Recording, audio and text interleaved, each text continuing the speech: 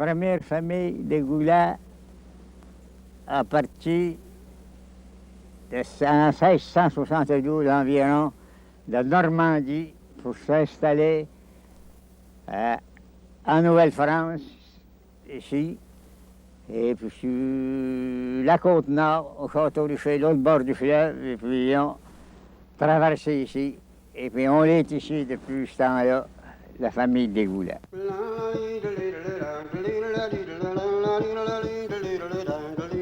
Les Anglais sont restés en escousse, naturellement, c'était l'armée. Et puis, après, ils m'ont dit, moi, à peu près l'été, hein? Pas beaucoup plus. Dans les fermes du Québec, on se souvient encore aujourd'hui de la bataille entre les Anglais et les Français, où s'est joué le sort du Canada et celui de toute l'Amérique du Nord, il y a plus de 200 ans.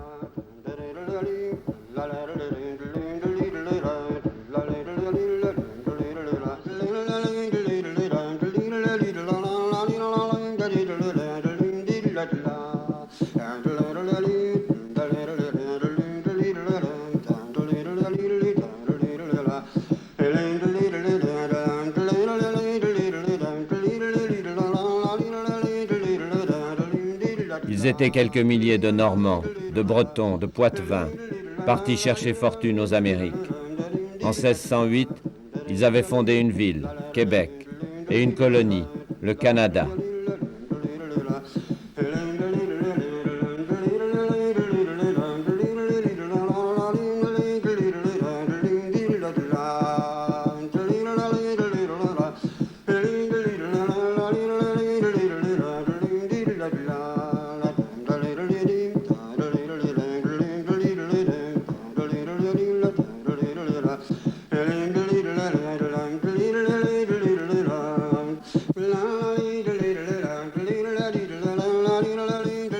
En 1759, ils sont là depuis 150 ans déjà.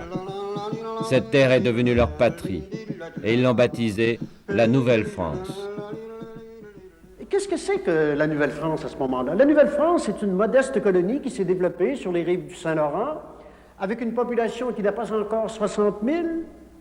C'est une colonie qui fait face à 13 colonies américaines où il y a à peu près 1 million, peut-être un peu plus qu'1 500 000 personnes. Immédiatement, vous voyez que c'est assez inégal, si vous voulez.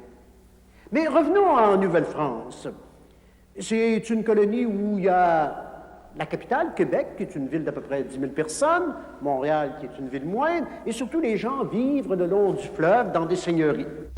Depuis 150 ans, les Anglais, beaucoup plus nombreux, se sont groupés tout le long de la côte atlantique, autour de Boston et de New York, coincés entre la mer et la chaîne des Appalaches. Les Français, eux, partis de Québec, ont exploré tout le continent, du pôle Nord au golfe du Mexique, 7000 kilomètres de long.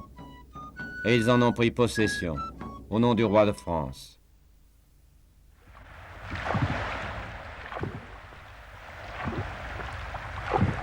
En 150 ans, une nouvelle race d'hommes est née ici, les Canadiens. Coureurs des bois, trappeurs, chasseurs de fourrure, ils se sont enfoncés dans le continent à bord de leurs canots d'écorce. On les appelait les voyageurs.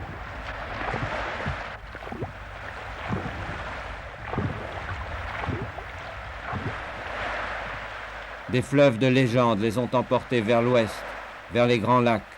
Ils ont remonté le Saint-Laurent, puis au fil de l'Ohio et du Mississippi, ils sont descendus vers le sud, jusqu'à la Louisiane.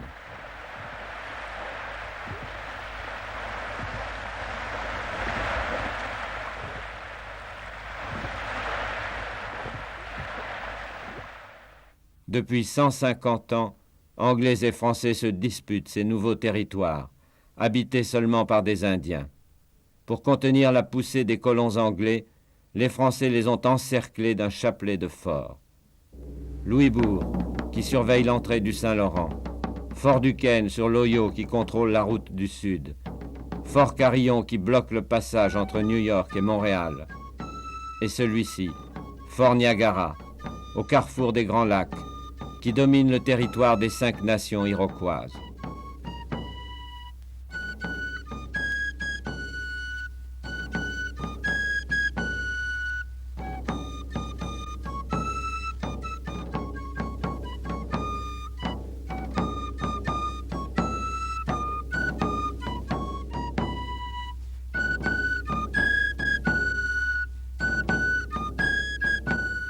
Pour s'assurer la garde de ce point stratégique, il a donc fallu une forteresse que l'on va construire un peu comme on le fait en Europe. Vous avez le fossé sec qui constitue un premier obstacle. Un second obstacle, c'est la palissade de pieux, et ça c'est typiquement canadien, le remblai, et au-delà du parapet, des canons pour bloquer l'adversaire. De l'autre côté, vous avez aussi des canons auxquels on a aménagé quelques ouvertures, toujours la palissade de pieux. Ici, immédiatement à l'entrée, le pont-levis, qui en ce moment est baissé, et nous passons sous cette porte des 5 Nations qui va nous amener à un autre poste de garde.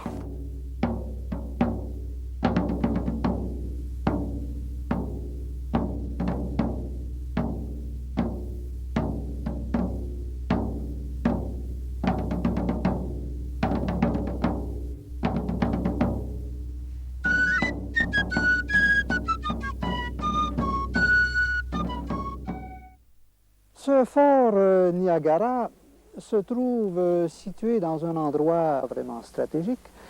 C'est qu'il est au pied d'un obstacle formidable, le verrou que constituent les chutes Niagara. Vous avez une idée de l'ampleur de cet obstacle quand vous savez que les chutes ont une hauteur d'environ 50 mètres, ce qui suppose une dénivellation extrêmement considérable, ce qui suppose que la rivière qui passe par les chutes sera absolument pas navigable. On sera donc obligé d'utiliser un portage. Toutes ces places fortes sont éloignées les unes des autres de 500 à 1000 kilomètres. Leur ravitaillement en vivres, en armes, en munitions, en marchandises pour la traite avec les Indiens est chaque fois une véritable expédition. Il se fait en canot, mais souvent aussi à dos d'homme.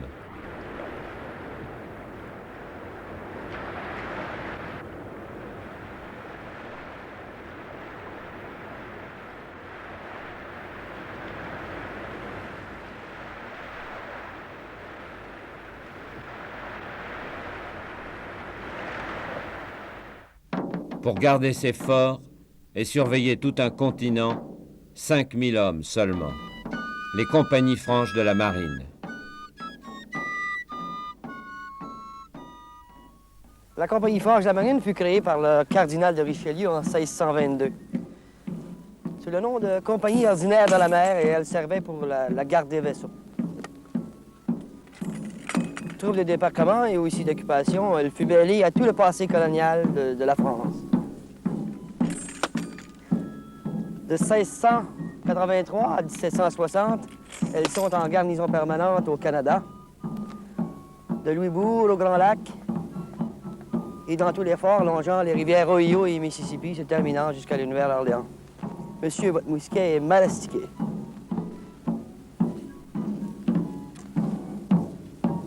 Au tout début, les soldats de la compagnie franche de la marine étaient tous d'origine française.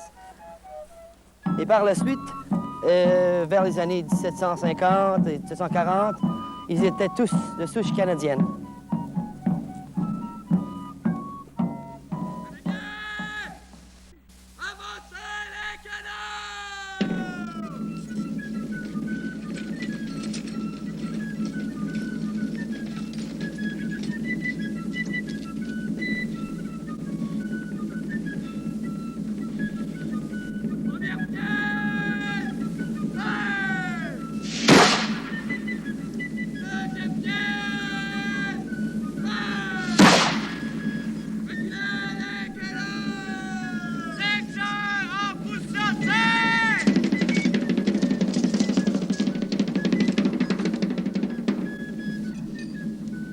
Depuis les tout débuts de la compagnie franche de la marine est obligée de combattre comme les troupes rangées en 3 sections. Tous les commandements donnés par les officiers étaient répétés par les tambours. Les tambours de l'époque étaient des hommes très importants puisque c'est eux qui donnaient le commandement d'avancer ou de retraiter. Par contre, avec les années, les soldats sont habitués à ce genre de bataille qu'on avait ici en Nouvelle-France, à l'indienne si on veut appeler, embusqués dans les bois et à tirer sur l'ennemi.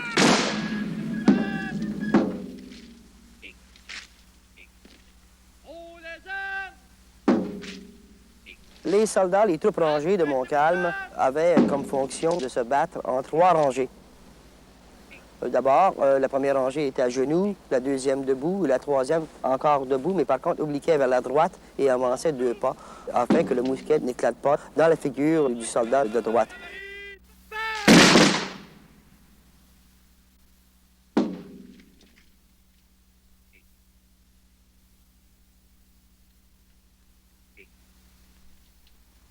Canonniers, à vos pieds!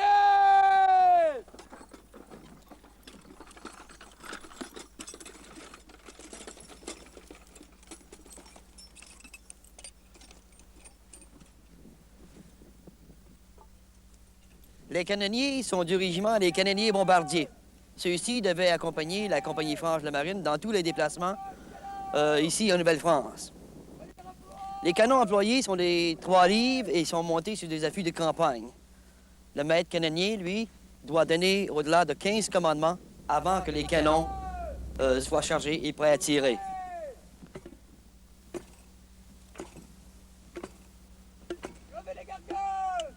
Avec tous les commandements, on peut tirer un coup de canon tous les 45 secondes à peu près.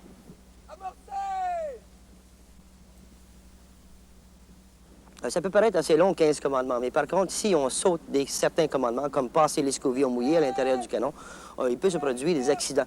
C'est-à-dire que lorsqu'on met la gargousse au fond du canon et on pousse avec le refouloir, il peut rester des étincelles à l'intérieur du canon. À ce moment-là, il se produit une explosion et l'escovillon sort comme un boulet de canon. À ce moment-là, c'est des pertes de mains et de doigts, ce qui arrivait assez fréquemment durant ces batailles. Canonniers, démarrez vos canons! Prenez les gargosses! Crevez-les! Poussez-les au fond du canon! Prenez les refouloirs! Prenez les boulets! Poussez-les au fond des canons! Bourrez! Crevez les gargosses! Amorcez!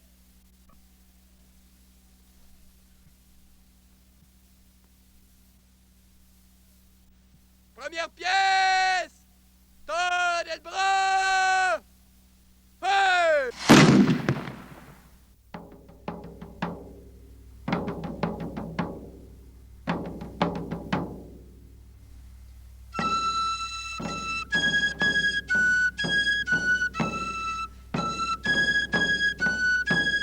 Le fort, c'est non seulement une garnison militaire qui monte la garde le long des fleuves, mais aussi un refuge, un relais pour les voyageurs, et enfin un comptoir pour la traite des fourrures.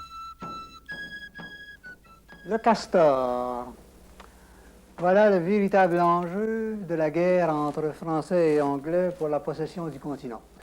C'est pourquoi, dans cette forteresse de Niagara, qui est une forteresse militaire, vous avez aussi un poste de traite. D'ailleurs, presque tous les postes de traite sont des forts et presque tous les forts sont des postes de traite. Ici en particulier, la traite appartient au commandant du fort, ce qui lui permet de doubler, tripler et même quintupler sa solde d'officier. Les fourrures, ce sont les Indiens qui les apportent. Les fourrures de toutes sortes, mais le plus particulièrement, c'est cette fourrure de castor, qui est soit du castor sec, c'est-à-dire le castor tel qu'on le cueille, ou le castor gras. Quand on veut produire du castor gras, on coud ces peaux de castor en une sorte de robe qu'on porte, c'est-à-dire que les Indiens portent, et qu'ils engraissent par leur sueur, par les huiles dont ils s'enduisent. Et au bout d'un certain temps, qui est très long, des mois, ça devient du castor gras. Le long poil tombe et on a une belle fourrure lisse. Ce castor gras vaut 2 fois le castor sec. Et en particulier, il faut le dire entre soi, les Indiens apportent aussi des scalps. Parce qu'à Niagara, en particulier, on a même dit que Niagara était un entrepôt de scalps. À Niagara, les Indiens se présentent avec des scalps, en principe, de scalps d'anglais, pour lesquels on les paie très bien. Mais il arrivait aussi que les Indiens qui aimaient tricher et qui n'aimaient pas aller faire la chasse bien loin ne se donnait pas la peine de se rendre dans les colonies anglaises. Alors, quand il rencontrait un Français isolé, il vous le scalpait et il venait à Niagara vendre ce scalp de Français. Je suis un Indien du Canada, il faut s'expliquer. Le Canada, c'est un pays immense, c'est un continent. Par exemple, dans une perspective européenne, disons qu'on sait tous qu'il y a des Suédois, des Allemands, des Espagnols, des Italiens. Ben, c'est un peu la même chose ici. Le pays est un continent. À cette époque-là, il y avait beaucoup plus d'Indiens que maintenant. Et ils occupaient tout le territoire du Canada, bien sûr. On les a chassés un peu, tout le monde le sait. Ils ont maintenant des petites réserves. Dans l'est du pays, où nous sommes actuellement, près de Montréal, entre Québec et Montréal, il y avait plusieurs grandes races indiennes, dont celle des Abénaquis, auxquelles j'appartiens, et qui ont participé beaucoup à toutes les guerres, à peu près toutes les guerres qui concernaient les Français. Il y avait les Iroquois, des 5 nations, qui étaient un peu plus au sud-ouest d'ici. Il y avait les Hurons un peu dans le même coin. Il y avait surtout, en ce qui nous concerne, nous, les Abénaquis, les Malicites, les Micmacs et d'autres, qui étaient à l'origine en Nouvelle-Angleterre, ce qu'on appelle maintenant la Nouvelle-Angleterre, et qui ont émigré à cause des guerres vers l'ouest légèrement pour occuper le territoire actuel du Québec. Je vais tenter de vous faire une démonstration de ce qu'était le scalp à l'époque. Il faut dire que moi, je ne l'ai jamais pratiqué moi-même, mes ancêtres non plus, paraît-il, et qu'en plus, il faut que je fasse la démonstration avec ma propre fille. Bon, ceci dit, on prenait les cheveux comme ceci, on les relevait comme ceci, et à l'aide d'un couteau, ou plutôt d'un silex aiguisé, on faisait une incision autour du cuir chevelu et on le décollait complètement. Il faut ajouter que ce n'était pas toujours mortel, au contraire. Bien souvent, les gens continuaient à vivre. Et autre chose également, c'est que ça constituait des trophées de chasse. On les exposait à l'entrée des villages. On fit évidemment à un certain moment le troc des scalps. C'était la preuve qu'on avait tué des ennemis. À ce moment-là, il y avait eu de la surenchère et on a fait un commerce des scalps. À tel point que des Indiens, je ne sais pas lesquels exactement, ont découvert dans l'ouest du pays que les touffes de poils de bison roux pouvaient ressembler beaucoup à des chevelures d'anglo-saxons. Alors, j'ai l'impression qu'il y a beaucoup de Français qui ont payé pour des scalps qui étaient en fait des touffes de bison roux. 1754. C'est ici, au Canada, que commence la guerre de 7 ans entre la France et l'Angleterre. On va se battre d'un bout du monde à l'autre, en Europe, en Inde, en Amérique. La guerre de 7 ans, c'est la Première Guerre mondiale. Au Canada, le roi de France Louis XV a envoyé le général Montcalm avec 5000 hommes de troupes pour défendre la colonie. Les Anglais en ont envoyé 5 fois plus, 25 000, car le premier ministre britannique William Pitt a une grande ambition. Il veut bâtir un empire et régler une fois pour toutes le sort de l'Amérique.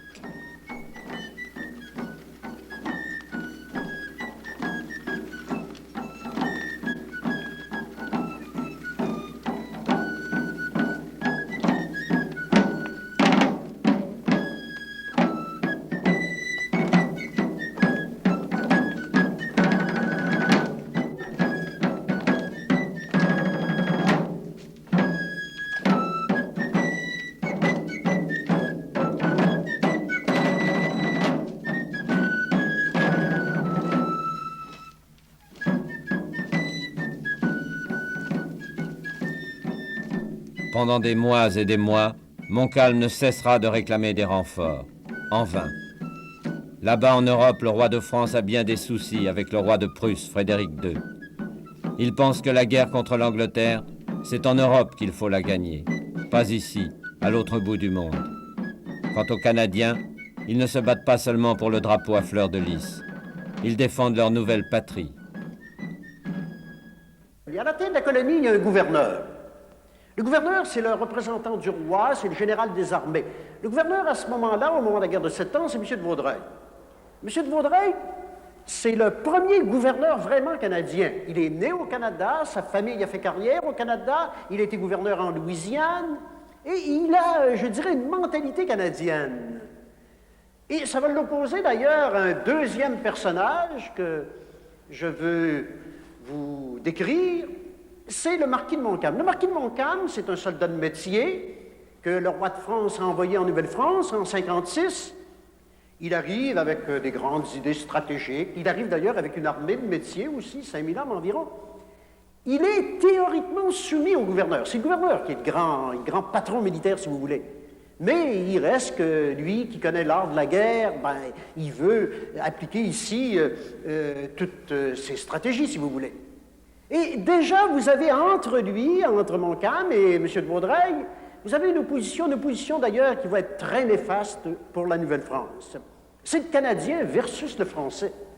M. de Montcalm vient du sud de la France.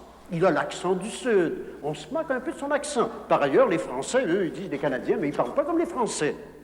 Tout de suite, vous voyez, il y a déjà une lutte entre les deux. Il y a même, je dirais, une conception différente de la stratégie. M. de Vaudreuil, lui, il a été élevé en Amérique, puis il sait qu'il faut lutter par des escarmouches, il faut se déguiser comme les Indiens. M. de Montcalm, lui, il arrive avec des belles idées, des belles rangées de militaires qui s'avancent, et puis je dirais que pour lui, l'art militaire, ça ressemble un peu aux échecs. Tandis que M. de Vaudreuil, ben, lui, il n'y a peut-être pas de grande stratégie, mais c'est très important aux frontières.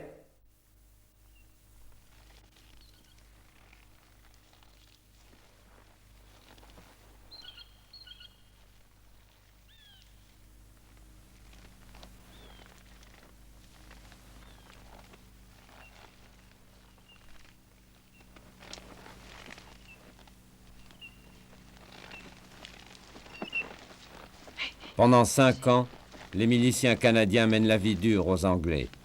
C'est la guerre de partisans. Ils l'appellent la Petite Guerre ou la guerre à l'indienne.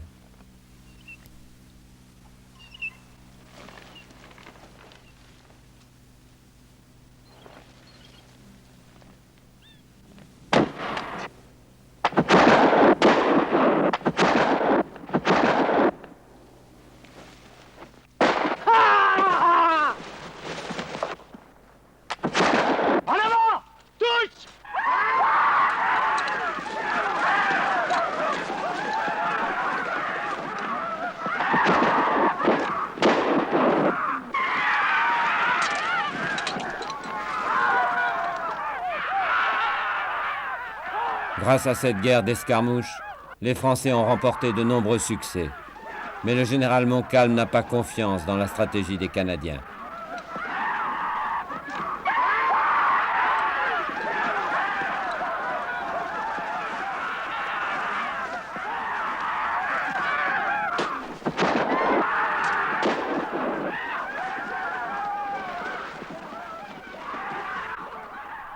En 1759, Montcalm se replie sur Montréal et Québec, car les Anglais ont lancé une grande offensive sur terre et sur mer. Sur mer, un corps de débarquement à bord de 200 navires sous le commandement du général Wolfe est parti de Boston, a conquis la forteresse de Louisbourg et remonte maintenant le Saint-Laurent en direction de Québec. Sur terre, une colonne anglaise marche sur les Grands Lacs et le gros des troupes avance au centre, le long du fleuve Hudson, en direction de Montréal. Mais le général Amherst qui les commande se méfie. L'année précédente, les Anglais ont subi une cuisante défaite à Fort Carillon. Pourquoi Montcalm a-t-il évacué le fort? Est-ce un piège? Arrivé au lac Champlain, Amherst a arrêté ses troupes. Il hésite encore à marcher sur Montréal.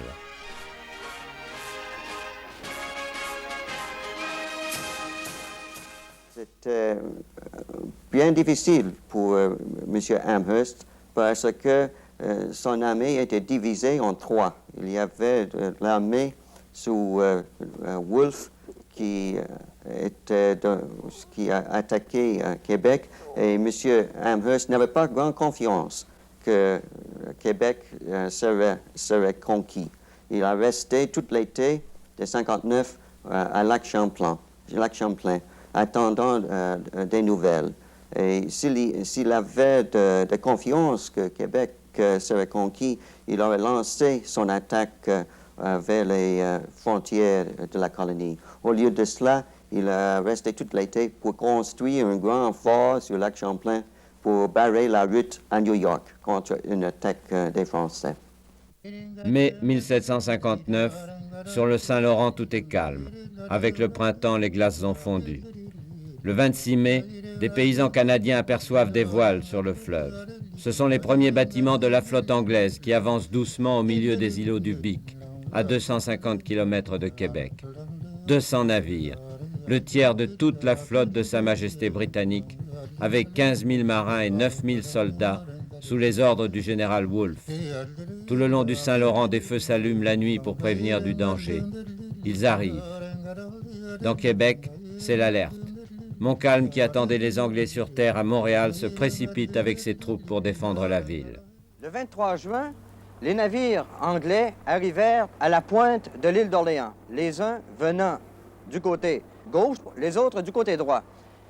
Il faut bien se rendre compte que l'île d'Orléans qu'on voit en face, où est la petite église, n'est pas une partie de la côte, puisque le fleuve, en somme, tourne à droite très fortement de ce côté. C'est une île qui a environ 40 km de longueur. Les Anglais s'installent sur la pointe de l'île et ils s'y fortifient. Le 30 juin, ils installent des batteries sur les hauteurs de Lévis où 3000 hommes, sous la direction de Moncton, s'affairent à mettre en place tout le matériel nécessaire pour le bombardement de Québec. Montcalm ne s'y oppose pas, car il pense qu'il s'agit d'une feinte de l'ennemi. Il attend l'ennemi sur la côte de Beauport. De fait, dans la nuit du 8 au 9 juillet, les Anglais se dirigent non pas du côté de Beauport, mais un peu plus à l'est, en aval, et s'installent sur la rive gauche de la rivière Montmorency, tout près de la chute. Les défenses françaises commencent justement sur la rive droite de la rivière Montmorency et s'étendent jusqu'à la rivière Saint-Charles. Le 12 juillet, des hauteurs de Lévis, les Anglais commencent à bombarder la ville de Québec.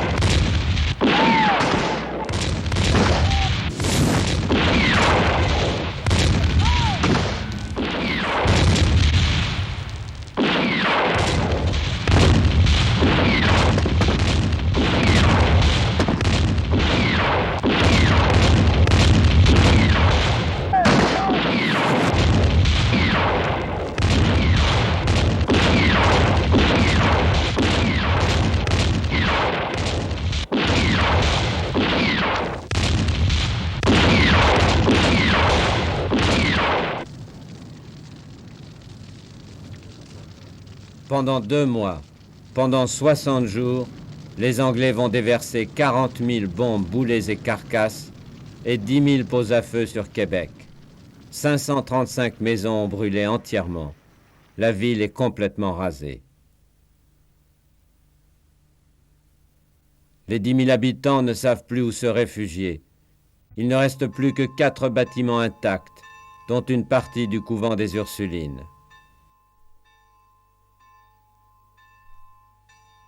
Les révérendes mères ont conservé dans leurs archives les annales du siège de Québec. Notre maison a reçu beaucoup de bombes. Il y en a une, entre autres, qui est entrée par les fenêtres de la communauté et qui s'est écrasée dans la lingerie, qui était au sous-sol. C'était une belle chambre, qui est devenue plus tard les quartiers généraux de Moray. Alors ici, nos mères de l'hôpital général croyaient ne plus jamais revoir leur maison. Elles disent « la maison de nos externes abîmée ». Elles voyaient cela, d'où elles étaient. Notre sacristie, notre chapelle des saints, partie de notre chœur et de notre église, toutes renversées. Plusieurs chambres de notre dortoir, toutes défaites. Notre lingerie, qui reçut une bombe, qui passa par notre communauté, fut abîmée. 2 cheminées abattues.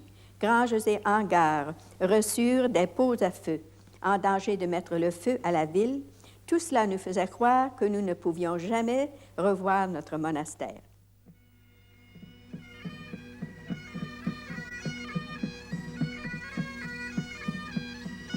Les Anglais ont pris pied sur la terre ferme.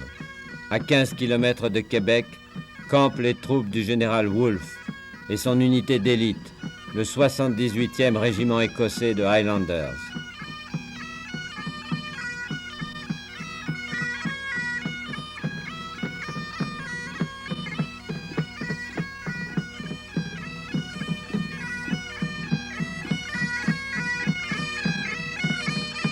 Ils appartiennent au clan des Fraser, originaires de Normandie. En 1745, les Écossais ont été écrasés par les Anglais à la bataille de Culloden. Depuis, ils sont massacrés, exterminés sans pitié. Pour éviter la disparition de son clan, Simon Fraser a eu l'idée de lever ce régiment et d'aller combattre en Amérique pour le compte du roi d'Angleterre.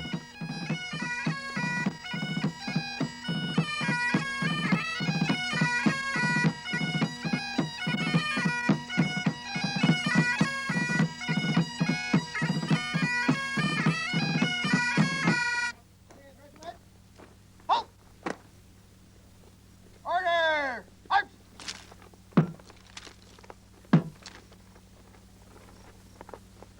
Shoulder! Arms!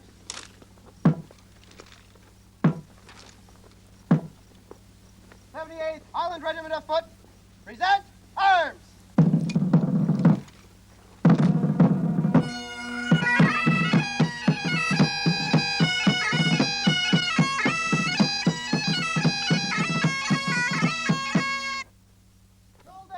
Sur leur drapeau, la devise du régiment est encore inscrite en français. Je suis prêt. Partout, ils ont débarqué les premiers. Ce sont des guerriers redoutables.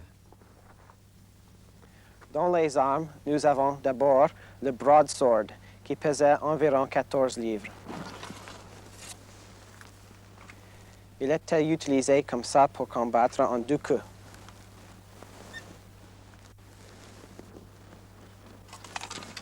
Les autres armes, ici, le dirk, qui était un couteau pour le combattre personnel. Et le soldat porte son poudre dans la boîte à cartouches, ici. Et dans le sac à peau qui s'appelle le sporn. Le mousquet était le Brown Bess, modèle 1742, qui était un mousquet qui utilisait le flint. La manière pour le charger était assez difficile. Premièrement, il ouvre le bassinet, prend son cartouche de la boîte, déchiré entre ses dents, et remplir le bassinet.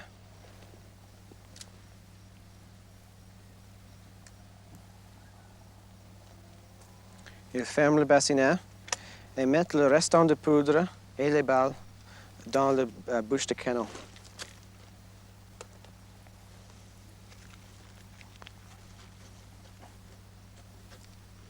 Après ça, il tire la baguette et il va bourrer le charge dans le bout du canon.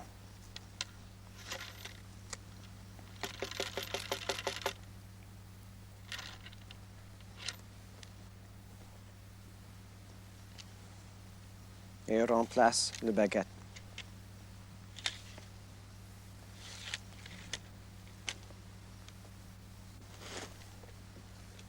Maintenant, il est prêt à faire feu.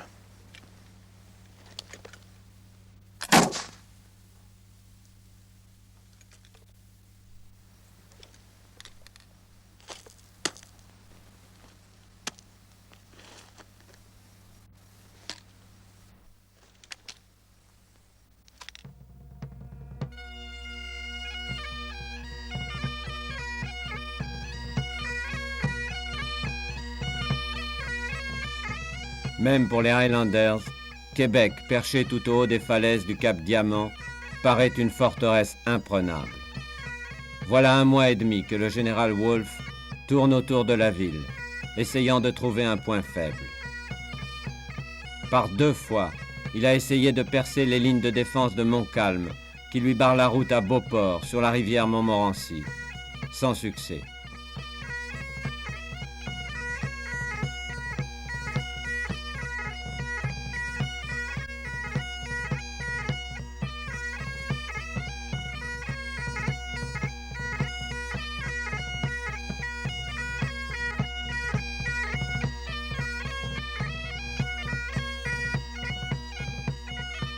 Wolfe commence à désespérer.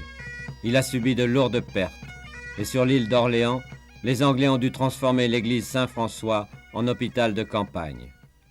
Après la bataille de 31 juillet, la bataille de Montmorency, il y avait 210 blessés dans l'hôpital et beaucoup d'autres qui étaient malades. À cette époque-là, la situation de l'armée britannique n'était pas la meilleure. Presque la moitié était ou tués, ou blessés, ou malades.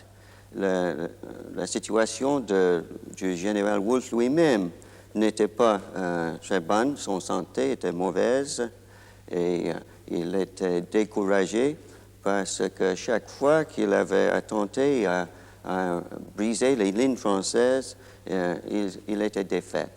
Alors, il était tout à fait découragé, il ne sait pas quoi faire, alors il lui semble qu'il serait impossible à prendre la ville, que c'était imprégnable, et pour cette raison, il avait commencé à ravager la campagne, brûler les maisons, détruire la colonie.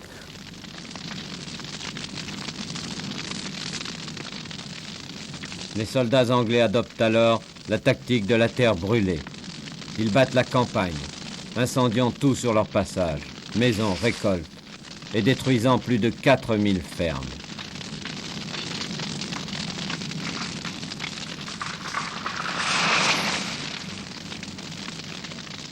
Il faudra 50 ans aux Canadiens français pour reconstruire leur pays ravagé. Le général Wolfe a 32 ans. Ses officiers commencent à le critiquer ouvertement. Alors il va décider de risquer le tout pour le tout, mais sans grand espoir. Avant la bataille, il confiera à un compagnon le portrait de sa fiancée et il écrira une longue lettre d'adieu à sa mère. Montcalm, au contraire, a repris confiance. L'automne approche. La flotte anglaise va bientôt être obligée de repartir. Sinon, elle sera prise dans les glaces. J'ai eu raison, se dit-il, de ne pas bouger. Vous savez, Montcalm a toujours été convaincu que les Anglais essaieraient d'attaquer à Beauport, de descendre à Beauport. Il y restait vissé, selon le mot de l'historien Guy Frégaud. Or, le temps passait. On était maintenant presque à la mi-septembre et rien de vraiment important ne se passait sur le fleuve dans la flotte anglaise. Alors voilà que dans la nuit du 12 au 13 septembre, certains mouvements des navires font croire à Montcalm que les Anglais s'apprêtent à attaquer. De fait, les Anglais ne veulent que créer une diversion. Montcalm met ses troupes sur pied d'alerte. On attend, en somme, l'arrivée, la descente des Anglais. Pendant ce temps, pendant la nuit, on entend des bruits qui viennent du fleuve, en amont de Québec. Et qu'est-ce qu'il y a là?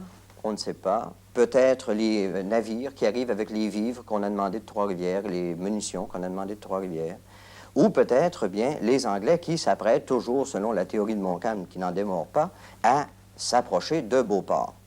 De toute façon, on attend, on ne se préoccupe pas de ces bruits plus qu'il ne faut, pas plus que du reste du signal qu'au milieu de la nuit, on lance du côté de Québec, signal convenu qui signifie qu'on a passé devant Québec. Montcalm s'attend toujours à cette attaque.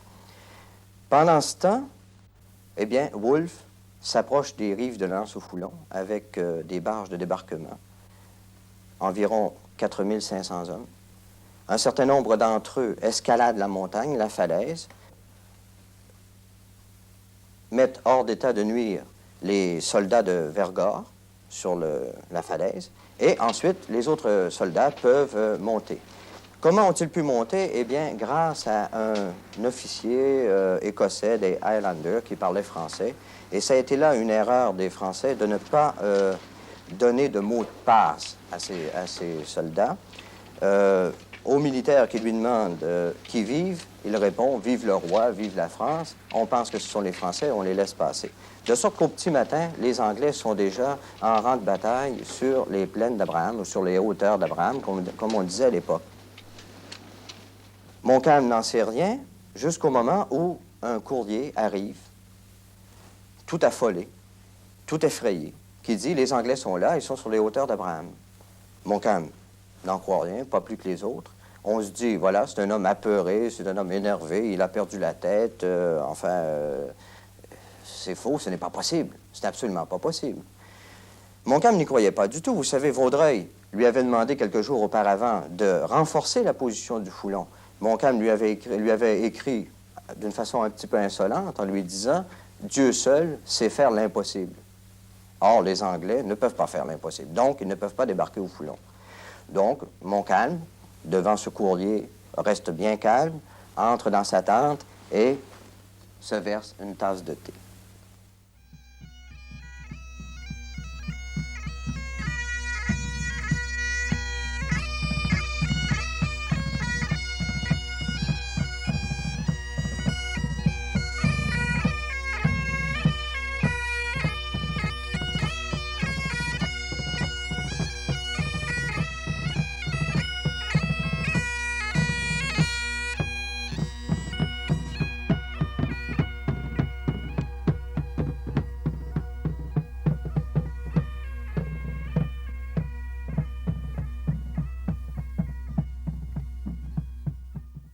C'est ici, sur le sommet de cette pente, que le général Wolfe avait arrangé ses bataillons le matin du 13 septembre pour donner bataille au général Montcalm. Il les avait arrangés en 2 lignes avec à peu près 3 pieds entre chaque homme. Et il y avait 40 pieds entre les bataillons, parce qu'il y avait non plus que 4500 hommes pour couvrir tout l'espace d'ici, presque 1 kilomètre. Le bout de son ligne était jusqu'au pied de cette pente-là sur la falaise. Je vous ai mené sur ces rochers escarpés pour vous mettre à portée de l'ennemi, leur dit le général Wolfe.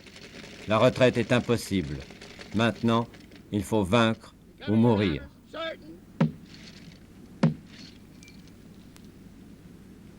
Return your hammers.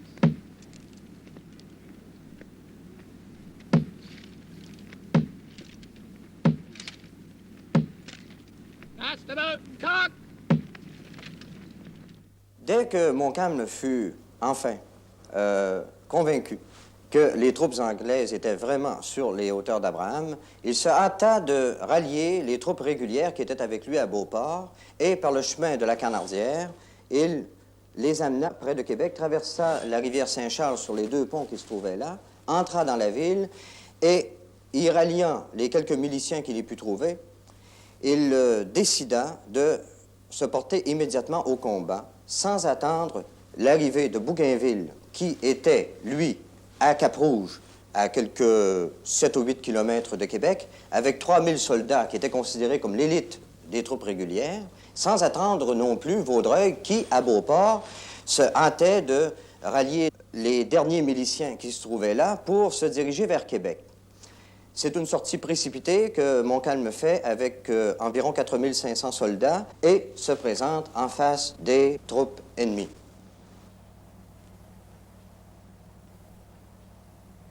L'armée française est arrivée sur ces hauteurs. Elle-même s'étalait sur une distance d'environ 1 kilomètre aussi. Ici, la gauche, formée de miliciens de Montréal et de Trois-Rivières.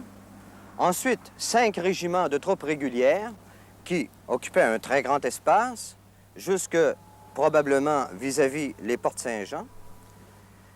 Au-delà de ces 5 régiments, encore des miliciens, ceux-là de Montréal et de Québec.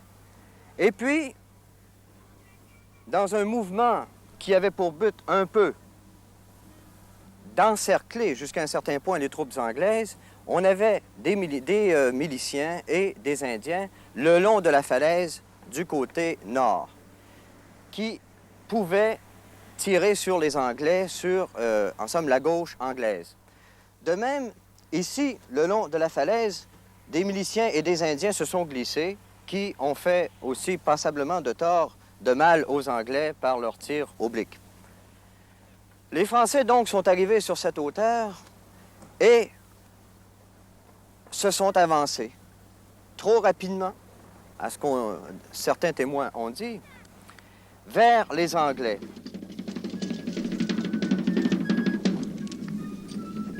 Section 3! Section! En joue! Section! Feu! Section 59! Section 2! En position de tir!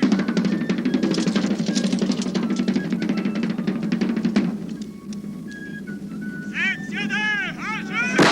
Section 2! Section 3!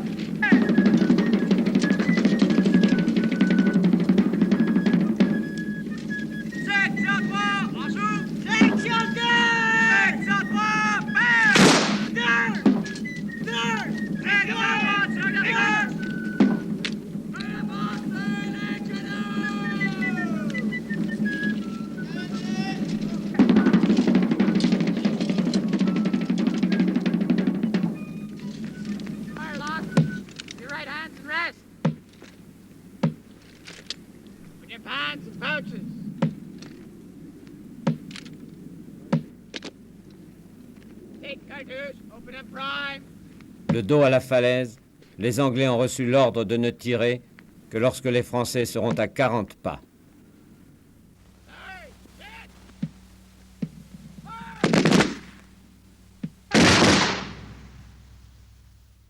La décharge des fusils anglais a fauché la ligne française à bout portant. Dès les premières salves, Montcalm, qui caracolait sabre au clair, est blessé. La mêlée a duré à peine un quart d'heure et déjà les Français se replient en désordre. Le général Wolfe a été blessé lui aussi. Il agonise sur le champ de bataille. Il entend des voix qui crient « Il fuit, il fuit !» Qui demande-t-il? Les Français. Dieu merci, dit-il, et il meurt. Le lendemain, Montcalm, qui a été blessé 3 fois, succombe à son tour en soupirant « Je meurs content. Je ne verrai pas les Anglais dans Québec. » Fait unique, les 2 commandants en chef ont été tués dans le même combat. Aujourd'hui, ils ont tous les 2 leur monument à Québec, le vaincu et le vainqueur. Évidemment, il faut reconnaître les mérites, il faut reconnaître la valeur d'un ennemi. Mais de là, à le vénérer, à lui élever un monument, c'est autre chose. Ça devient quelque chose d'anormal dans un contexte, je dirais, normal. Je ne pense pas qu'on élève, par exemple, un monument à Garibaldi sur la place Saint-Pierre à Rome, comme on n'élèvera pas un monument à Napoléon, à Liverpool, ni un monument à Bismarck à Paris ou à La Rochelle. 3 jours plus tard, la ville de Québec capitule. Le sort de toute l'Amérique du Nord s'est joué dans une bataille qui a duré un quart d'heure.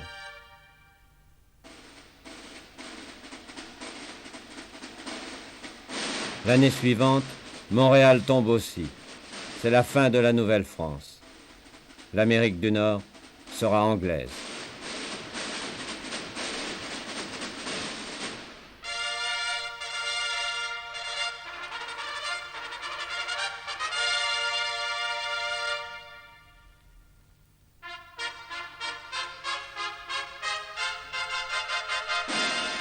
Mais ce n'est pas la fin de ces Canadiens venus de France, qui n'étaient déjà plus des Français, mais qui ne deviendront jamais des Anglais.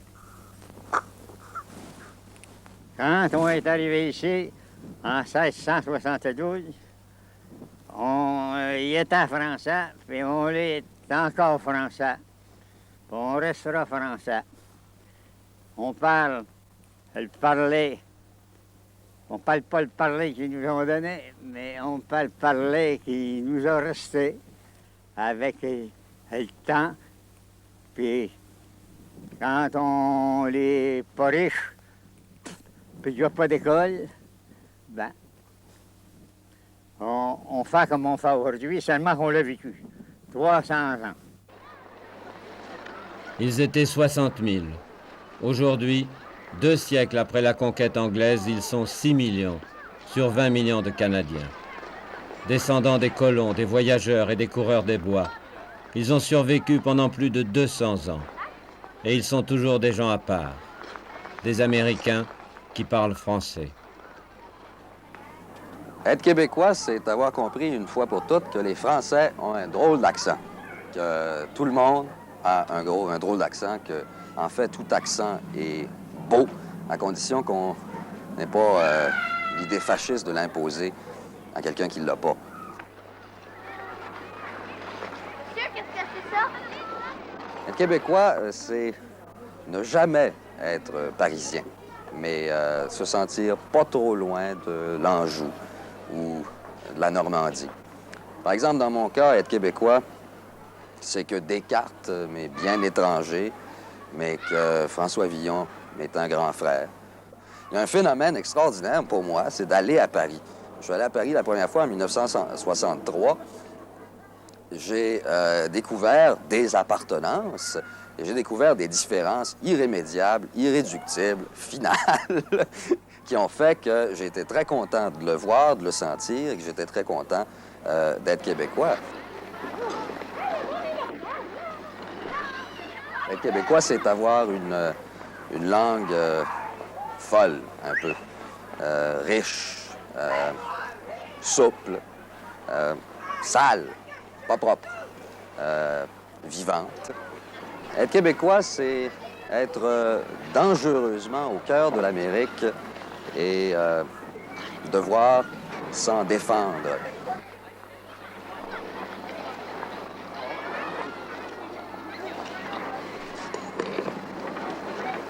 Être québécois, c'est se sentir exploité, se savoir trahi par les petits maîtres des bourgeoisies, mais ne plus fréquenter le désespoir. C'est être dans un pays lointain, juste en dessous de nos semelles, et qu'il faut rapatrier.